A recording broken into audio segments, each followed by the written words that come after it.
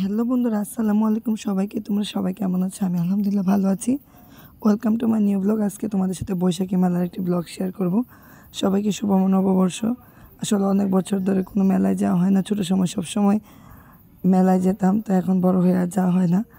তো আজকে অফিস থেকে আসার পরে হঠাৎ করে শিল্পী আন্টি বলতেছিল যে চলো মেলায় যে আসলে মূলত জারকার জন্য, যেহেতু জারকা এখন অনেক ছোটো আর মাটির জিনিসগুলো শুধুমাত্র মেলাতেই ওঠে, বৈশাখী মেলায়।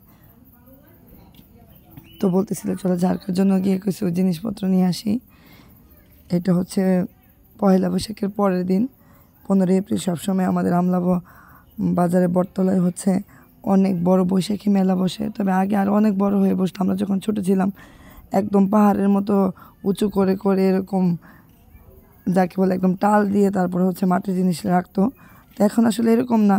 আর তখন আরও অনেক সুন্দর সুন্দর মাটির জিনিস উঠতো। এখন অনেক কম মানুষ আসলে ওইভাবে কিনে নেয়, এই জন্যই উৎপাদনও কম। তো এবার ভালোই হচ্ছে মাটির জিনিস উঠছে, তো ঘুরে ঘুরে দেখছিলাম। তো দেখার পরে প্রথমে হচ্ছে আমাদের নজর কাটলো হচ্ছে এই গরুটা। তো বেশি বড়টা হচ্ছে নেইনি, ছোটোটাই নিলাম, মানে মাঝারিটা। দামাদামি করছিলাম, তো অনেক দাম চাচ্ছিল। তো এখন হচ্ছে শিল্পান্টি দামাদামি করতেছে, যার জন্য হচ্ছে নিয়ে নিব।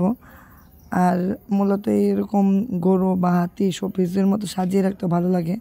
আগে একটা ঘোড়া ছিল, ওই ঘোড়াটা অনেক দিন ছিল মেলা থেকে নেওয়ার পরে, পরবর্তীতে ঘোড়াটা ভেঙে গেছে। তো তারপরে আর মেলার মধ্যে আর কোনো কিছু কেনাকাটা হয়নি আর রাখাও হয়নি। তো এই যে দেখতে পাচ্ছেন আস্তে আস্তে হচ্ছে মানুষের ভিড় বাড়ছে। আমি অফিস থেকে আসার পর আর লেট করিনি, সাথে সাথে হচ্ছে চলে আসছি। আয়াস জারকা কাউকে সাথে নিয়ে আসি নাই, শুধু আমি আর শিল্পান্টি আসছি ঘোরার জন্য, দেখার জন্য।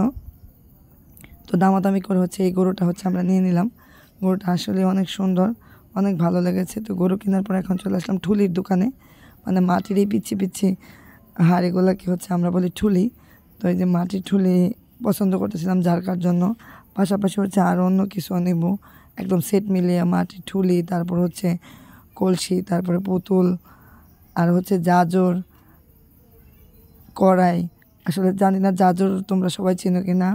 আগে হচ্ছে আমরা যখন ছোটো ছিলাম তখন বড় বড় মাটির জাজর পাইলা ছিল, এগুলো দিয়ে হচ্ছে দাদু হচ্ছে মুড়ি ভাজতো। তো সেটারই হচ্ছে ছোটো হচ্ছে খেলনা জাজর। তো জাজরও নিয়ে নিলাম। তো এখান থেকে কেনার পরে হচ্ছে এখানে চলে আসছি দেখার জন্য যে আরও ভিন্ন কিছু আছে নাকি। তো মাটির জিনিস সস্তা না, মোটামুটি ভালোই দাম আছে। যার জন্য তো খেলনা বাটি হচ্ছে মাটির জিনিস ঠুলি পুতুল এগুলো নিলাম। এখন হচ্ছে ভাবতেছি আয়ের জন্য কী নেব। আসলে ওরকম আহামরি নেওয়ার মতো কিছু নাই।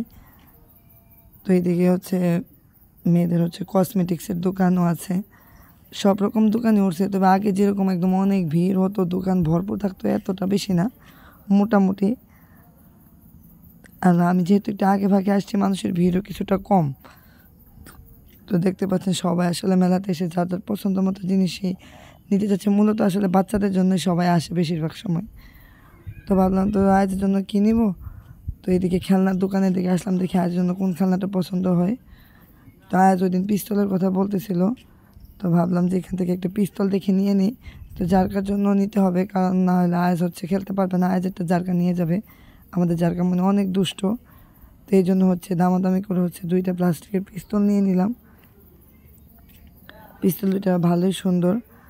তো পিস্তল নেওয়ার পরে এখানে চলে যাব হচ্ছে আমরা খইয়ের ওই পাশে, এটা হচ্ছে বিন্নি ধানের খই, যেটাকে আমরা হচ্ছে আমাদের দেশি ভাষায় বলি সিট খই।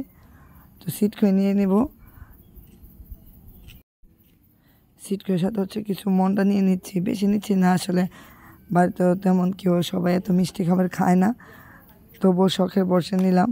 তো এদিকে আসছিলাম জিলাপি নিতে। মেলার মূল আকর্ষণে আমার কাছে থাকতো জিলাপি, যে প্রতি বছর মেলা আসলেই হচ্ছে গুড়ের জিলাপি খাবো। এখন তো বাজারে অ্যাভেলেবেল পাওয়া যায়, আগে এত বেশি বাজার দিন ছাড়া পাওয়া যেত না। কিন্তু এখানে এসে তো আমি খুবই স্যাড, দুঃখিত হয়ে গেলাম, কারণ এক একটা দোকানও জিলাপি মানে তো আপনার হচ্ছে গুড়ের না, সবগুলো হচ্ছে চিনি দিয়ে, চিনির জিলাপি। চিনির জিলাপি আমার এত বেশি ভালো লাগে না।